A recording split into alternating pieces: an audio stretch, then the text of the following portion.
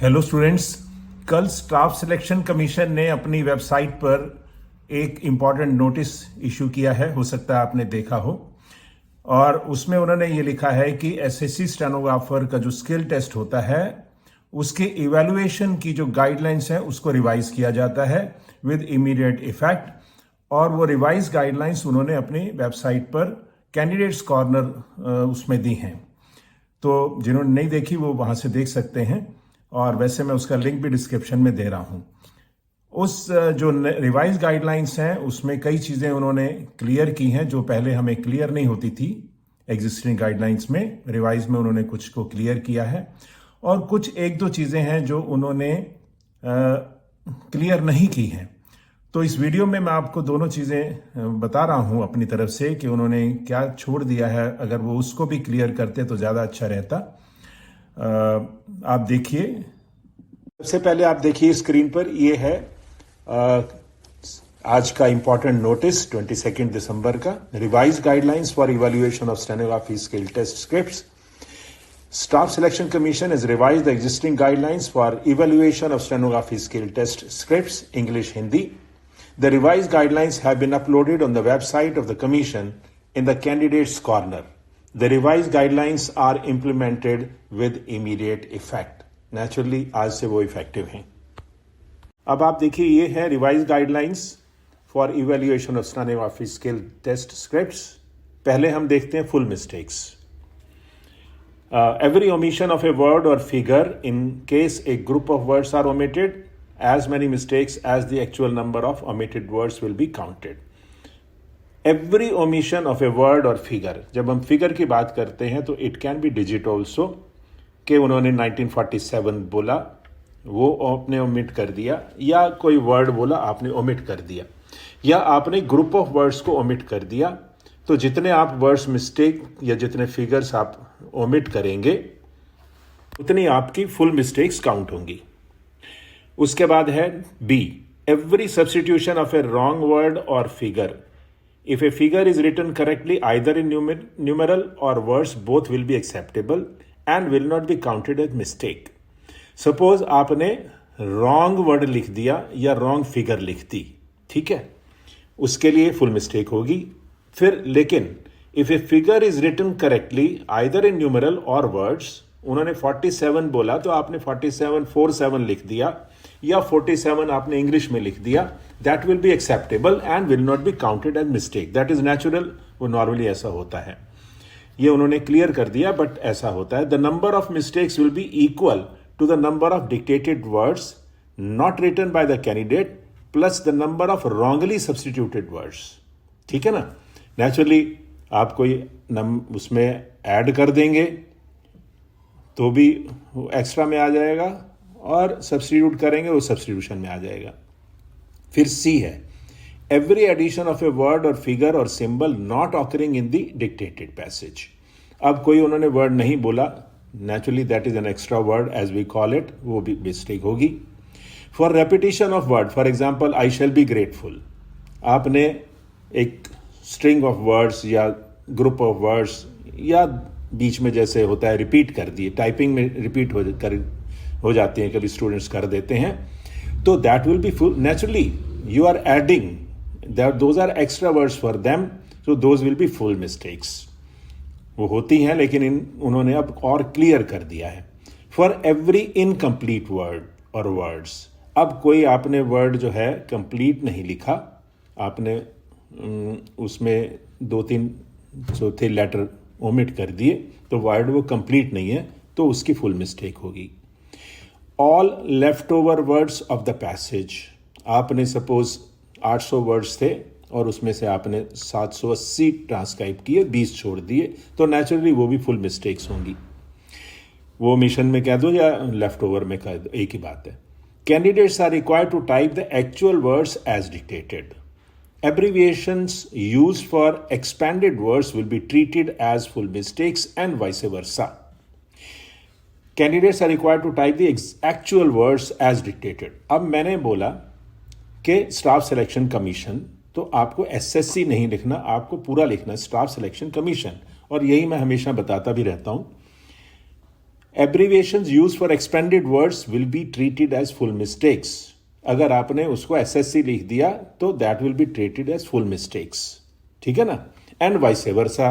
और इसके वैसे भी है, आपको एसएससी बोला गया, आपने स्टाफ सिलेक्शन कमीशन लिख दिया तो वो भी मिस्टेक होगी।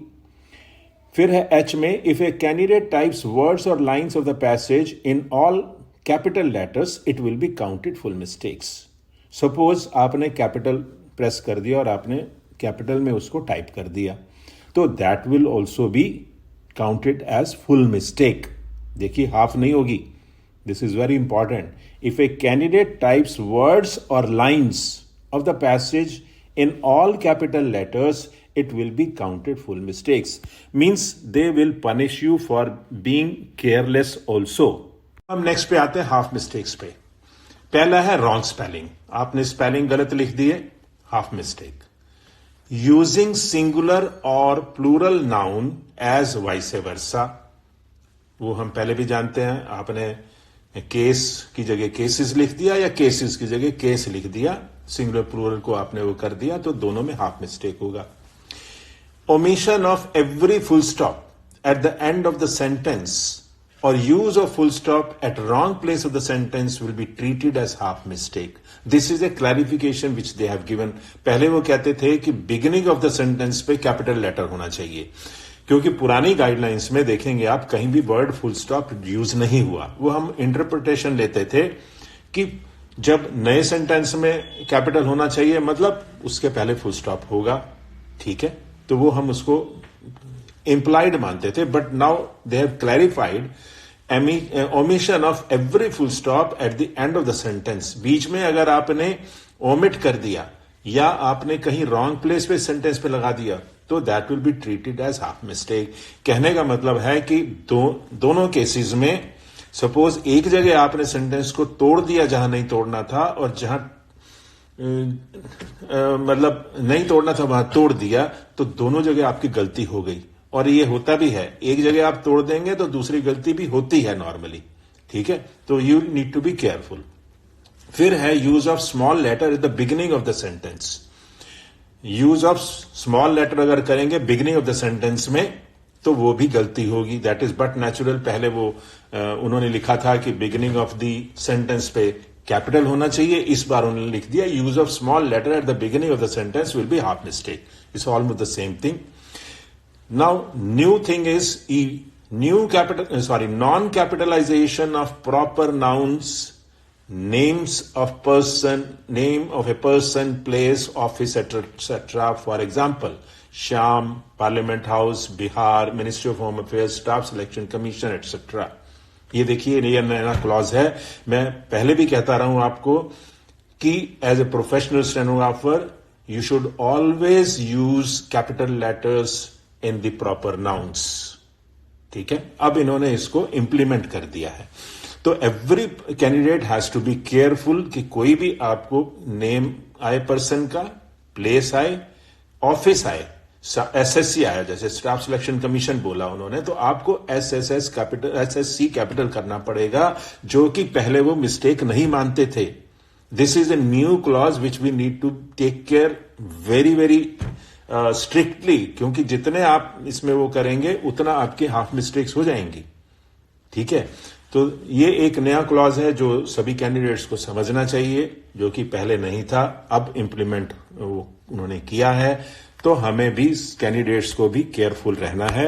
हाँ, इतना मैं कह सकता हूं अपनी तरफ से कि आपको जहां कंफर्म्ड है वहां तो जरूर करिएगा, पर्सन नेम हो, प्लेस हो, ऑफिस किसी बड़े ऑफिस का नाम है, सीएजी जैसे होता है उसका सीएजी कैपिटल करना, या फिर आपको कोई प्राइम मिनिस्टर बोला गया, प्रेसिडेंट बोला गया, स्पीकर बोला गया, इन सब के फर्स्ट लेटर कैपिटल होते हैं, हम जानते ही हैं। लेकिन पहले अनरिवाइज में अगर आप करते थे आपको मिस्टेक नहीं होती थी, लेकिन अब होगी, तो you need to be careful. और आप ट्रांसक्रिप्शन जब करें आज के बाद तो उस हिसाब से करिएगा। ए है, there are words which can be spelled written in more than one form. All such spelling forms will be acceptable and will not be counted as error. For example, the word honorable is written as honorable. तो honourable आप 3 तरह से लिख सकते हैं. All this forms will be treated as correct. ये उन्होंने पहले भी पुरानी में भी था. The above guidelines will be valid for Hindi stenography test, skill test also wherever applicable. ये पहले भी था. मैथड ऑफ कैलकुलेशन जो है ये सेम था, लेकिन जो नंबर ऑफ वर्ड्स इन्होंने लिखा in the master passage for calculation of percentage of error will be as under, वो नहीं थे. बट वो हम सब जानते हैं कि 800 वर्ड्स होगा, 80 में 1000 वर्ड्स होंगे, 100 में 840 वर्ड्स होंगे, 120 वर्ड्स पर मिनट की जो होती है 7 मिनट्स की, और 600 वर्ड्स होंगे for the speed of 120 for 5 minutes. वो एप्लीकेबल नहीं है इसमें. वो एसएससी और जो एग्जाम लेती है डिपार्टमेंटल, हो सकता है उसमें एप्लीकेबल हो 120 वाले. बाकी 80-100 आपको एप्लीकेबल है. But we all know about it. And percentage will be rounded off to 2 decimal places. For example 5.09 will be treated as 5.01 revised. अब हम एक पेज ये भी देख लेते हैं अनरिवाइज में, जो मैं आपको बता रहा हूं. देखिए ए में जो लिखा है, more than 1 error in a single word. आपने एक ही उसमें सिंगल वर्ड में कोई वर्ड है एक, उसमें आपने 2 एरर कर दी. एक एस आगे पीछे लिख दिया, फिर आगे जाके फिर एक और गलती कर दी एक ही वर्ड में. तो ये था, all the errors are counted but the total mistakes counted in a single word should not exceed 1 full mistake. ये अब एब्सेंट है जो रिवाइज गाइडलाइंस है ये. और जो सी है, candidates are not penalized for any type of errors और mistakes other than those described above. इसमें यह था कि जो उन्होंने लिख दिया उसके अलावा कोई गलती नहीं लेंगे, लेकिन वो अब इसमें रिवाइज में वो गायब है. तो हो सकता है इसके अलावा कुछ ले, I don't know, but this is what I see it is there in the old guidelines. और इनको चाहिए था कि इसको भी उसमें इंक्लूड करें. और एक ही वर्ड अगर बार बार आता है उस ट्रांसक्रिप्शन में, उस पैसेज में, तो वो कितनी मिस्टेक मानेंगे इस बारे में भी कोई क्लैरिटी नहीं है. तो ये जो आया मैं आपसे शेयर कर रहा हूं. अब कुछ पॉइंट है जिसमें हमें अभी भी क्लैरिटी नहीं है, इन द सेंस कि अगर एक वर्ड में एक से ज्यादा मिस्टेक आ जाती हैं तो क्या वो उसको एक एरर मानेंगे या ज्यादा एरर मानेंगे. क्योंकि पहले उन्होंने लिखा था कि वो एक एरर मानेंगे. उसके बाद एक ही वर्ड अगर हमने बार बार लिखा है, 10 बार आया है और हमने उसको स्पेलिंग में गलत लिखा है, तो उसकी कितनी मिस्टेक होंगी, इसमें भी अभी क्लैरिटी नहीं है.